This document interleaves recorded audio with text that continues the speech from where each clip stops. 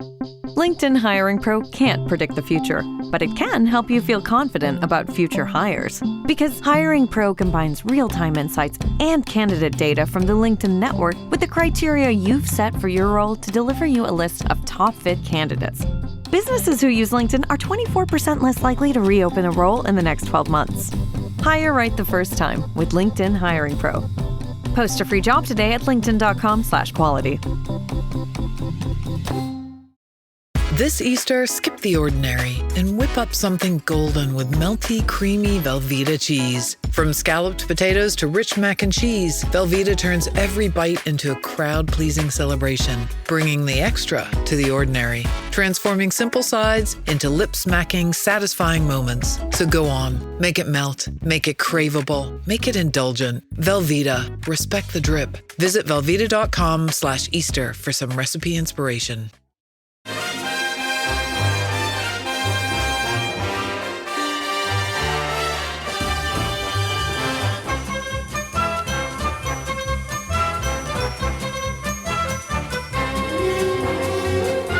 Hello everyone, I'm Chris Wynn and welcome to How Are the Podcast. And as you know, we love a discussion or two on this podcast. And 99% of it is specifically Sunderland related. But today we thought we'd take a general topic and start talking about it.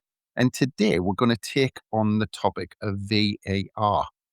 In 2016, Andrew's favourite governing body, if you're listening to Room 101, which I think is coming in the next few days, if I remember rightly, the International Football Board, the IFAB, approved trials for video referees or live experiments with video assistance for clear errors in match-changing situations, as they put it.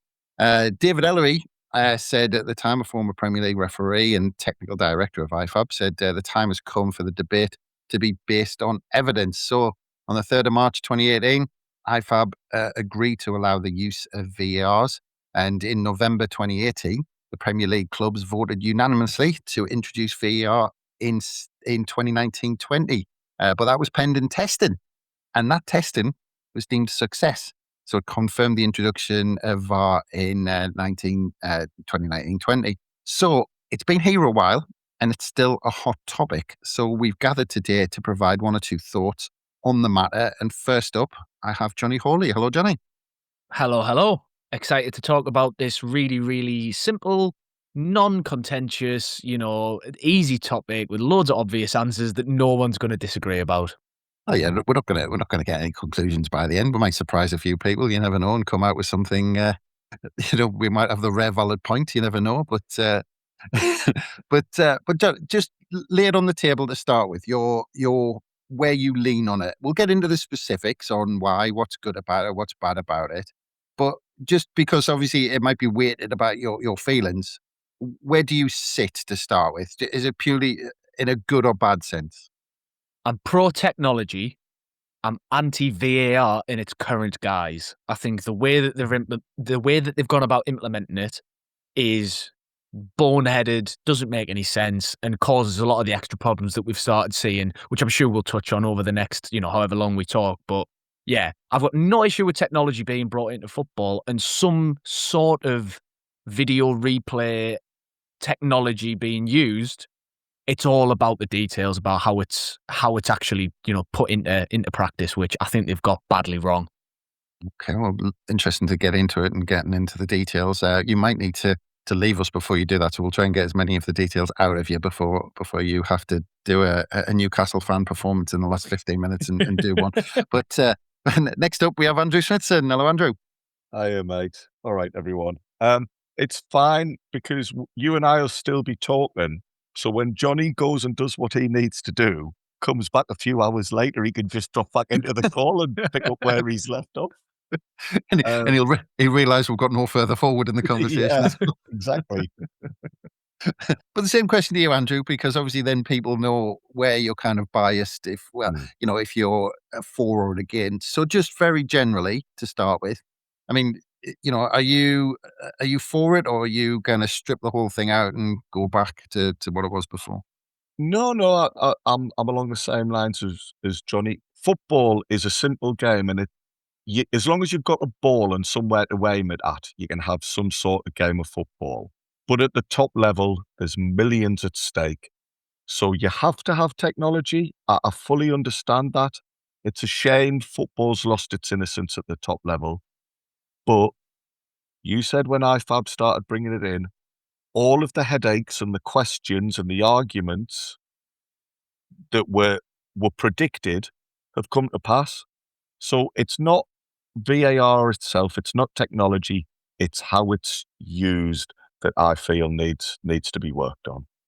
Okay. Well, there's actually fairly recently, just in the last few days, depending on when this goes out or not, but you can check on the BBC. I think there's a bit of a review done on it, and just part of this BBC article, it was saying refereeing mistakes on the field and through the video assistant referee have risen across most categories in this season's Premier League.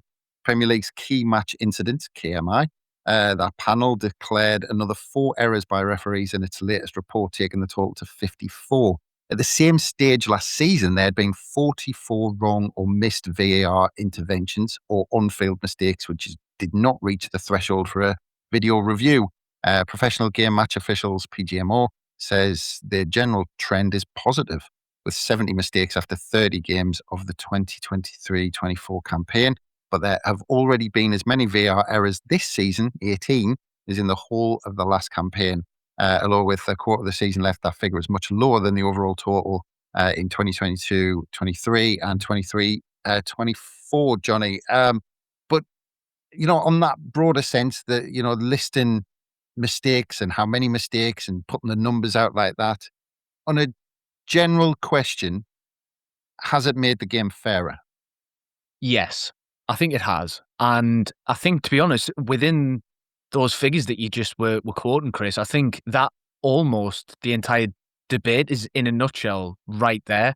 The number of mistakes is coming down because it was always going to be the case that transitioning from no technology to technology, you're going to catch the clangers, right? A lot of people who go, let's get rid of the whole lot of technology, no VAR whatsoever, no replays, nothing.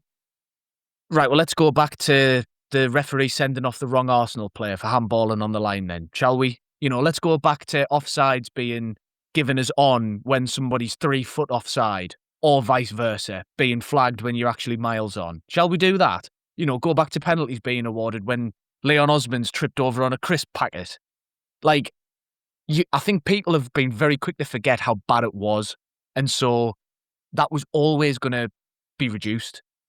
But the rub of the issue is that 18 or, whatever number that ends up being come the end of the season, that number of VAR mistakes, that's where a lot of the real tension and a lot of the real aggravation comes from, I think, because it's a lot harder to swallow mistakes when they've got technology to help them out. It's like, as Andrew said, this was obviously going to be something people would complain about.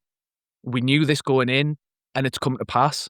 And yeah, I don't think anyone's going to complain about getting rid of the howlers of decisions. And I don't think anyone's going to dispute that even with technology, we won't get absolutely everything right. But it's where those two meet, at that point where you get the VAR mistakes, that's what causes the debate. So yeah, I think overall technology, it has helped. You just have to look back at the incidents from 10, 15, 20, whatever period of time, that number of years ago, and go and see what the biggest referee mistakes were, because you ain't seeing them now. Yeah. And I saw Andrew smiling because when Johnny was talking about people being misidentified for handballs, he just knows I was thinking of Andy Melville playing for Oxford United at Roker Park when Mike Ford was sent off. And it was Andy Melville who handballed on the line, and Andy Melville hid behind the referee, I think. So his mate Mike Ford got sent off. Anyway, Johnny's just established there, just that simple question, has it made the game fairer? Johnny, straight away, yes, it absolutely has. Maybe slightly difficult question for you, Andrew, to build on that. Has it made the game better? No, I'm glad you've asked me that, because that was what I was going to kind of like build upon. Johnny said there that like there's still tension and aggro around mistakes, but I think we've lost more by getting a few more decisions right at the moment. I think the game has lost a lot of its best elements, which are the passion and the rawness of it, and the fact that things go wrong, mistakes happen, players miss an open goal, so you some decisions are going to be wrong, and unfortunately, the problem is a lot of the decisions are they're down to interpretation anyway, and I don't want football to lose all of those things. So, uh, yeah, um, uh, the handball incident, the Andy Melville one that you point to, yeah, it's black and white. We can sort it quickly. Happy days. We move on. And well done for keeping up our 100% Andy Melville record going. He gets more blooming mentions than anybody else in this club's history. I'll crowbar him in. Don't worry about that. You know, when this vote happens for the players who get remembered behind the stadium of light, you're just going to have 14 stones, all spelling Andy Melville. So yeah, I don't think football has improved yet because of VAR. It can be improved if we sort VAR out. And Chris, I will just say you're a better man than me because I saw that BBC report. I've jotted a load of those stats down and I was going to use them and pass them off as my own, whereas you've at least credited the source and just took away all of my evidence. I just want to jump on to add on at the end of that because I think, Andrew, you've struck on something again which is right at the heart of the issue, which is subjectivity and interpretation. Now, the whole point of using the technology is obviously to eliminate the subjectivity and remove the element of interpretation.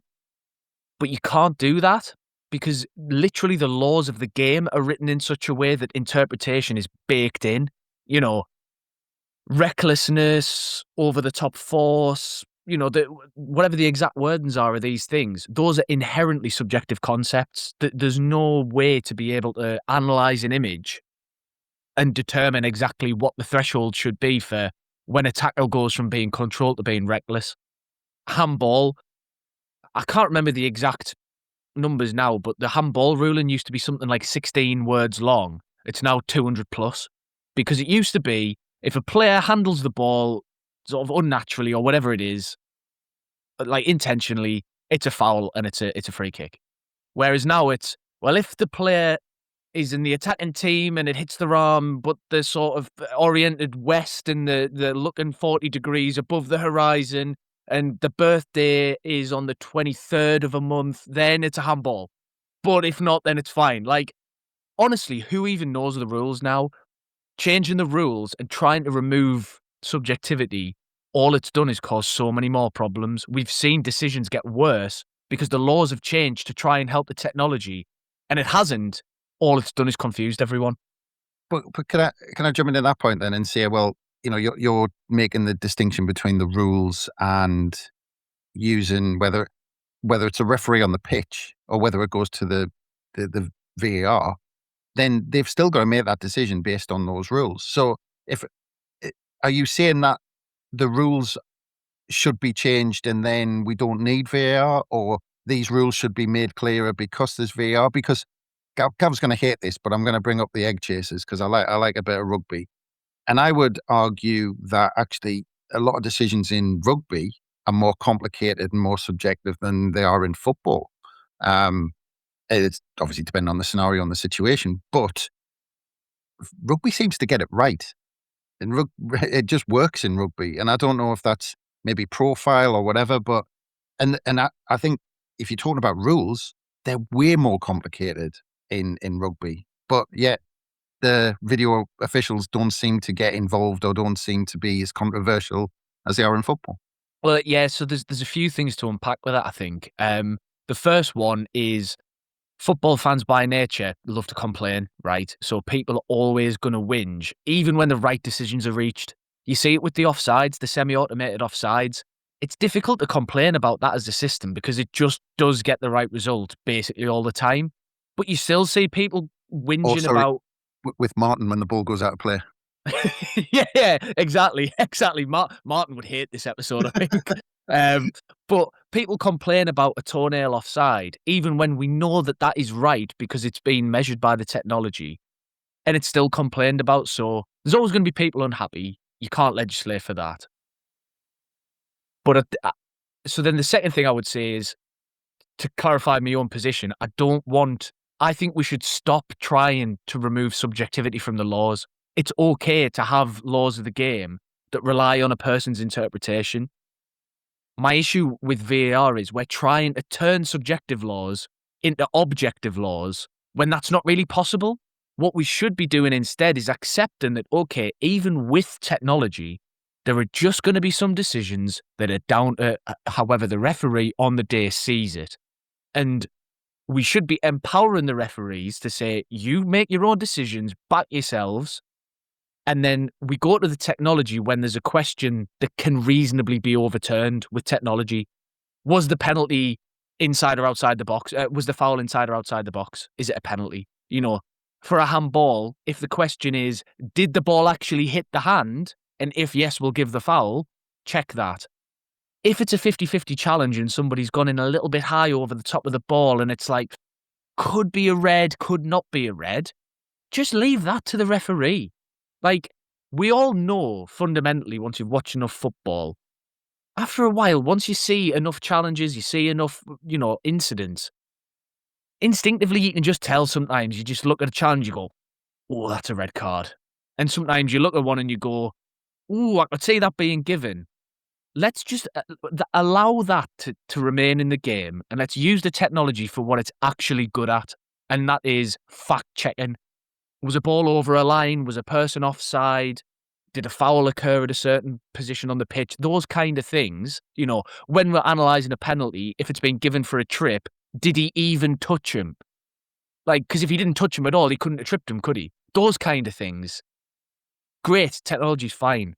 But we need to, as Andrew said, I think it's right to allow there to be some level of passion and interpretation and humanity in the sport. We need that's a difficult balance to strike, but we should be at least trying to go there instead of the current approach, which seems to be crowbarring football as a sport into a box that the technology can keep it in, rather than adapting the technology to fit the sport. Right. Well, I mean, based on what Jonny said there, Andrew, you're talking about putting it too much in the hands of technology, but at the end of the day, that with the VAR, there's still an organic squidgy bit looking at a screen and making a decision on it, especially in those subjective ones. But, even in those ones where, are we saying that even if a VAR referee or someone who's sitting watching that screen sees an obvious foul, sees something really obvious the referee's missed, but then if we change its directive and say it's not allowed to get involved in that, how do we draw the line? And then do we get in the same place where actually people say, we've got this technology, but why can't they use it? Because they can obviously see anything, but they can't say something. Well, that last point there about what if somebody says we've got this technology, blah, blah, blah. I think we just have to have a discussion about it and then draw a line under it and say, yeah, all right, a referee might miss something, but a referee might have missed something anyway. You'll go to a championship game this weekend or whenever, and a referee will miss something and we all survive, we all move on from it. The whole state of the game and future of the game is at stake, though, because as Jonny says, we're trying to force black and white issues and black and white decisions upon subjective moments. And we might come on to this down the line and discuss it more, but I think the way forward is perhaps you bring an element in of the team have to put their hand up and say, we think something wrong's happened here, we want it reviewed. I don't like this idea that the game is currently being refereed twice, one by somebody in the ground and by somebody who's 100 miles away, and then saying, oh, you've missed an obvious foul. Well, it's going to happen. Listen, the world is, at the moment, the world is very yes or no to everything. You can't have nuance in conversations. Something's either brilliant or it's crap. you'll put something on social media, and because of like restrictions on how many characters you can use, you can't go into depth on something. You've just got to say, I agree, or you're thick and I hate you and you're stupid and F off. And here's a horrible slur I'll throw in as well. So the world kind of wants that, but football isn't that. Football is subjective. And some people don't seem to appreciate that football, a lot of it's vibe based, and a referee in the ground, in that atmosphere, and who sees it with his eyes is probably going to have a different view on something on somebody who's detached and is seeing something from a few different angles and seeing it slowed down. An incident can then take on a different meaning and a different weight. The guy on the pitch might say, do you know what? I'm going to let that one pass because it's a derby and everybody's up for it or whatever, and I want the game to flow. I think we need to accept that. We need to accept things will go wrong. And unfortunately for football, it doesn't lend itself to technology in the way that cricket or rugby does. Rugby, particularly Super League, Rugby League, it's stop-start because of the nature of the 6 tackles. And in rugby union as well, you know it more than me, Chris, but it can be a bit more stop-start, so you can stop the game and you're not breaking up the flow so much. Cricket as well, it's a lot of, has he caught it before it hits the deck? It's very one way or another. Football's different. It doesn't have those situations. A lot of things are marginal. A lot of things are your own interpretation. We need to just accept that, live with that, and only invite VAR in when it's an egregious error, but one that is fact. For me, anyway. For me. Well, before we finish off fixing the whole world as well as VAR, I think that's a good chance for us to take a quick break. So we'll be back very soon. And welcome back to How We're the Podcast. And we're just about to lose Jonny. But before you, again, do an early leaver, do an early, like the visitors, you can leave us on this one, I suppose, Jonny, because you talked about where they should come in, but talking about being maybe asked to get involved. And I'll go back to the rugby example. They don't come in unless a referee goes, right, they ask a specific question for them to look at rather than VAR just looking at everything. Yes, no, 100%. This is something I think football should be doing. We should take inspiration from the sports where it works.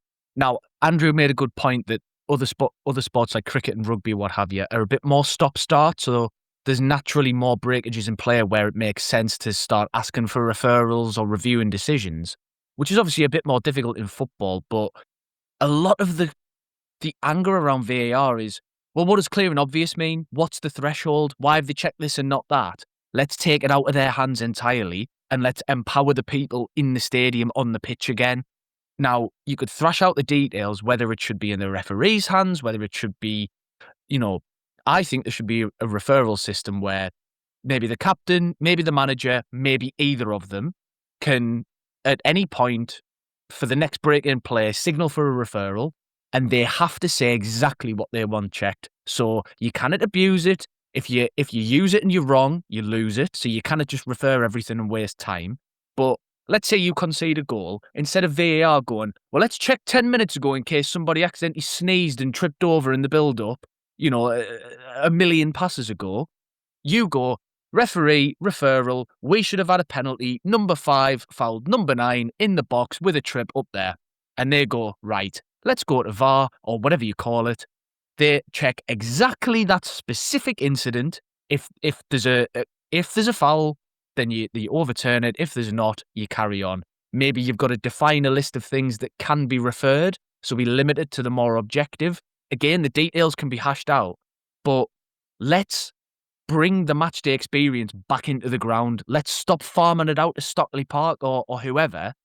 As Andrew said, great point, in the ground you can feel the ebb and flow of a game. That's totally lost with VAR. So let's empower the people who are actually participating in the game to manage it more effectively. That's the way we should do it, I think. And on that bombshell, chew over that one, lads. I will bid you adieu. What a place to finish. Cheers, Johnny. Speak soon, mate. Au revoir. And of course, me and Andrew are going to troop on. And just to build off a couple of points that Johnny made there, Andrew, and the first one, and you're talking about the ebb and flow within a game. Just going to bring one of Johnny's points up that he talked about referrals. Now, I have to admit, on the face of it, I'm against this, just because one of the main complaints about VAR is that it takes too much time. And that's when VAR decide to come in. Now, if you add on top of that occasions when VAR weren't going to look at it, or the game's just carrying on because the referee thought, I'm going to let that go, VAR agreed with them, and then suddenly you've got a hand up or a sign up or whatever it is on the sideline to say stop the game. I just think, do we really want more stoppages? I don't know if there would be more stoppages, though, because stoppages at present are being forced upon the teams while something's double. I know a lot of things happen in play, and I know whilst play continues, VAR is looking at things in the background. But then when the ball goes dead, you'll see the ref saying, hang on, don't take the throw in. I'm just waiting for the okay to go ahead. So if the referrals are limited, perhaps you don't end up with as many stoppages anyway. Maybe, it's a shame Johnny's not still on the call, because he's made a couple of points that I really agree with. I like that idea of, rather than looking for problems, some sort of situation where VAR is asked to intervene on a specific thing. So again, rugby league, an incident will happen. The referee will blow his whistle and say, on-field decision is blah, blah, blah. Can you double check this for me? Was it a forward pass? Actually, I don't think you can decide on forward passes, but was the grounding correct? VAR see if the grounding's correct, and we move on. So if we're going to have VAR, we're going to have delays, I think. But I think we need to try and be able to dictate why the delays are happening, and be happy that at the end of that delay, we've at least got the right issue. We've got to the right conclusion. And I just think the problem is, these discussions we're having now, Chris, these should have all taken place at the start. Johnny used the phrase hash these things out. They should have been hashed out before it was brought in. We know why it was brought in. It was brought in because it drives content. It's better for TV companies. I'm amazed that VAR checks aren't sponsored yet on TV. It's only a matter of time, isn't it? I'm amazed when the ref jogs over to the monitor, there isn't something plastered on the monitor. So we were so desperate to bring it all in at the start because we could.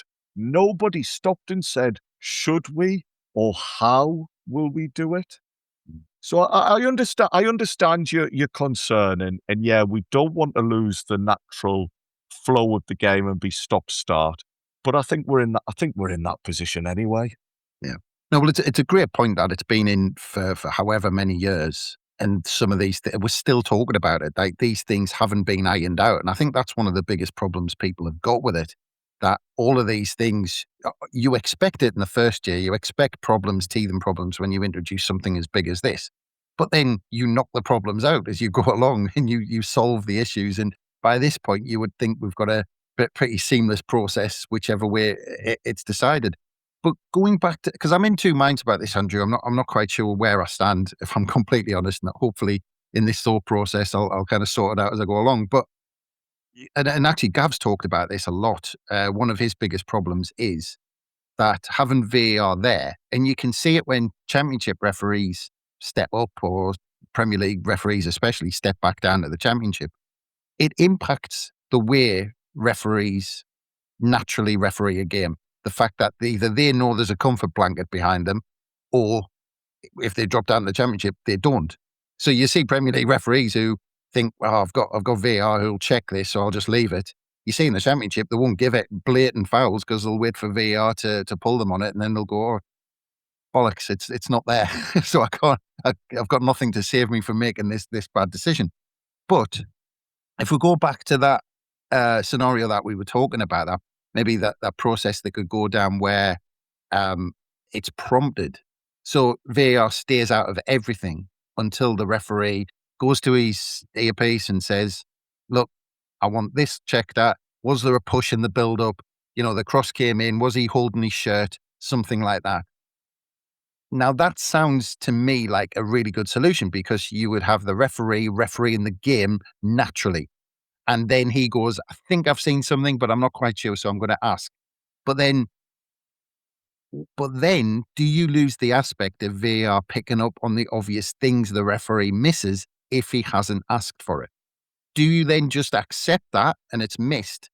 Or do you come back to that argument and say, the technology's there, but we're not using it because that obvious thing's been missed? It's easy for me to answer this question as I'm sat here talking to you. If I'm at the game and I feel Sunderland have been screwed over, my answers might change. I admit that. I'm happy to admit that. We should be used to it after all these years, to be fair. Well, yeah. I do think that, sometimes we're just going to have to accept that some things will get missed, because they're going to get missed. They used to get missed anyway. And depending on the look of the draw and what competition you're in, they might get missed. I mean, we play in a competition at the moment in the FA Cup where it's only in certain rounds, which seems a bit clunky to me.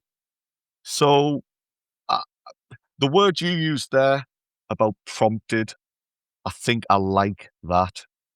In general, there will always be things that don't work, and there will always be times when there's grumbles. But I think in general, if we're prompting VAR, don't know what the mechanism is, whether it's the referee asking them to intervene or a manager on a review system. But yeah, I do. I think, because otherwise you're just adding a layer of doubt into everything. You've got two pairs of eyes doing the same job, even though they won't necessarily agree on things. You're very true in it has impacted the way referees manage a game at the moment.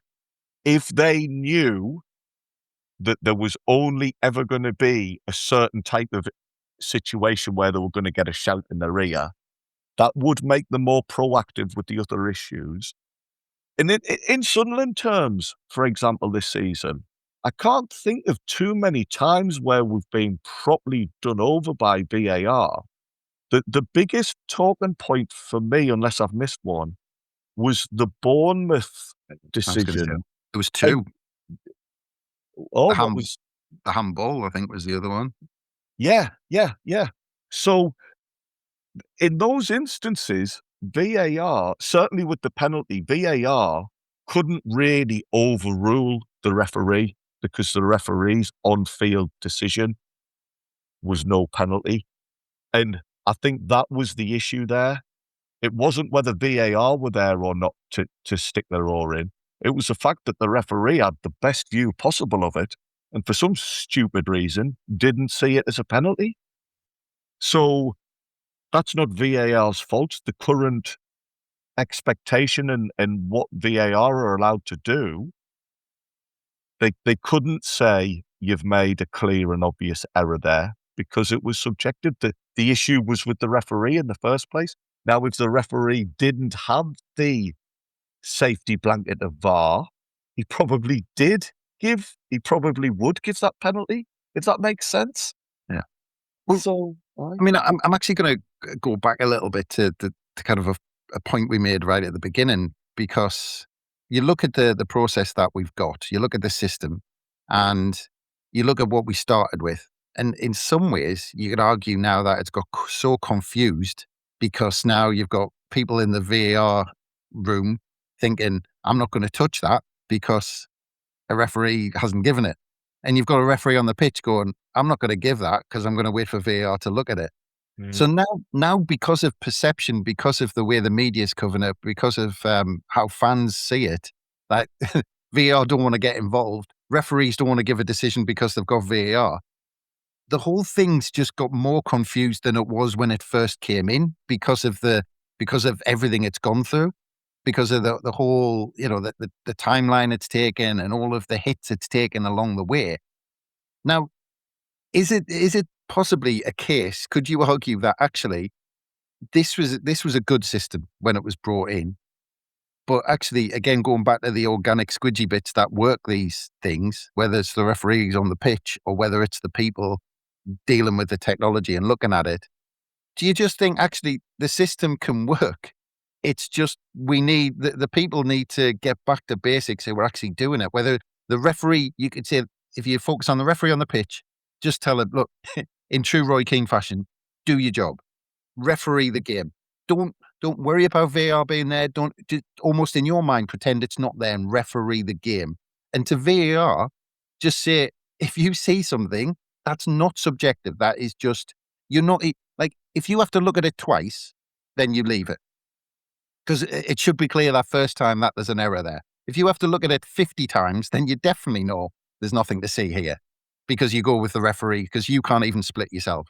So is it just we've got the right system? It's just the people who are using it, we aren't doing it properly.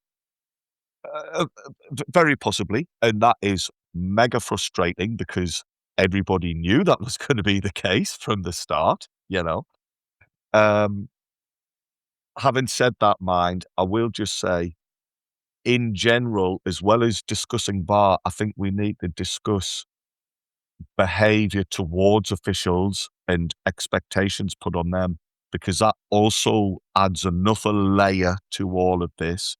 I think everybody needs to accept if your star striker misses an open goal, calling him all sorts of names isn't going to help. If the referee makes a rick, calling him all sorts of names isn't going to help. I think the whole issues around VAR and what have you would be different if there was just a more inherent respect towards these people. And I'm guilty of that as well. But you've used the term confusion there, Chris, and confusion always gets brought up in these discussions. So yeah, we do perhaps need to get back to basics. What I'm about to say, this is just fresh. So if I haven't thought this through and it doesn't make sense, forgive us.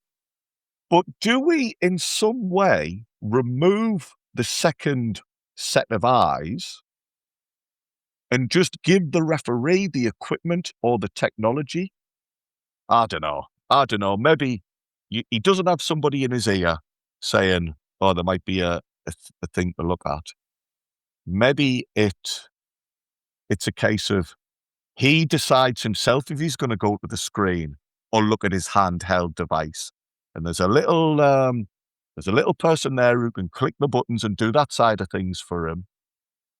But you're then taking away this difference of opinion between two individuals. You're giving the referee the autonomy to look at these things. That might be something. As I say, this is just off the top of my head. That might make no sense whatsoever. Another thing you said there, though, Chris, and I think this is a huge part of it all, is if it's taking you 3 or 4 views from different angles, then I think, yeah, we've gone past the point of is it factual? It's subjective. So whatever you decide at that point is going to be argued the toss by the fans anyway. So you might as well just remove the time taken and just say, look, we're going to have to stick with the original call. People will still argue it and people will never reach a happy agreement, but at least you've not then wasted 5 minutes pulling the footage back and doing slow-mos and looking from 15 different angles, Yeah. Yeah, I'm just thinking when you talked about respect, I'm just thinking about the clips of Ref Cam from St James's Park when we scored, and I don't know even know who it was who went up to the referee and went handball, and the referee went, "Who? Yeah. Where?" Yeah. But yeah, player behaviour again, Chris. Yeah, fan behaviour, player behaviour, it all adds to it. And again, we're at a point now where things do need to be looked at and changed. Yeah. Well, look, let's see us out with a bit of a summary and sum things up because, and I don't think we're going to get a conclusion, and I don't think any authority is going to listen to us, but it makes us feel better anyway. But just to sum it up, my feeling is that I think we've got the technology, we've got people looking at things, we've got a referee on the pitch. I think everything's there to do a good job and do the right job. I just don't think they're being managed in the right way. And in terms of being told how to do their jobs, or either they are, and these people aren't good enough to carry out the instructions that they're being told to do. So I don't know which way around that is, but I think this could work. I just think the people who are doing this are either impacted on what's going on around it in terms of media or fan reaction or whatever that might be. And we've got it all confused. And now they're so scared to make decisions either way that we're in a really bad position with it. But I don't necessarily think it's what's in place. I think it's the people doing the job. So that's, and you can see it in the inconsistency of decisions, whether it's referees given a foul for one thing that 2 minutes later they're not given the foul for exactly the same thing, or whether it's VAR doing exactly the same thing. And you saw it in the Bournemouth game where Lafayette went down, no penalty, exactly same push 2 minutes later, free kick. So whether it's in the VAR room or whether it's on the pitch, these officials aren't being consistent enough. And sometimes you don't, okay, it's easier when they're getting things wrong that if they're consistent with it. But either way, they're not being consistent. So I don't think necessarily the system should change or the process. I think the people need to be doing their job better. But what's your summary on it, Andrew? How are you either fixing it or how do you think we need to improve it? Oh, well, I mean, that's a fair point that you make as well. As well as the procedures and the protocols, the people implementing things at the moment, there's room for improvement. So yeah, that's a fair point. I just think there's always going to be arguments about football. We've discussed the many reasons why that is and why that can actually make football. That's why people love football, even because of the debates and is it right, is it wrong? Yeah, the people using the technology need to be better, but how they're being asked to use the technology and when to use it also needs to be better. It is not VAR. It is not the cameras. It is not the replays that's the problem. It's the protocols around it. And if you tweak those and you're clearer about when it's going to be used, when it isn't going to be used, it will help. And I think that in time will then give referees on the pitch more chance of getting things right first time because they're feeling in control. They're confident. They know they've got a bit of protection, but that at the end of the matter, their word is final. Absolutely brilliant, Andrew. And the only thing that's missing is us standing at a bar having this conversation with a pint in our hands. That's the only thing missing, mate. It would have been nice if we were at the bar. And also, the only other thing we've missed is I don't think we've had a single jibe at the Mags for beating them. It must be the first podcast in days where we haven't rubbed our noses in it. We were so close, but you got in there the back post right at the last minute, didn't you, Andrew? Nodded one home. So well done, mate. I hadn't realised that, but you fixed that. So that's brilliant. Thank you very much, Andrew. Appreciate your time as always, mate. No, thank you. Brilliant. Good fun, that.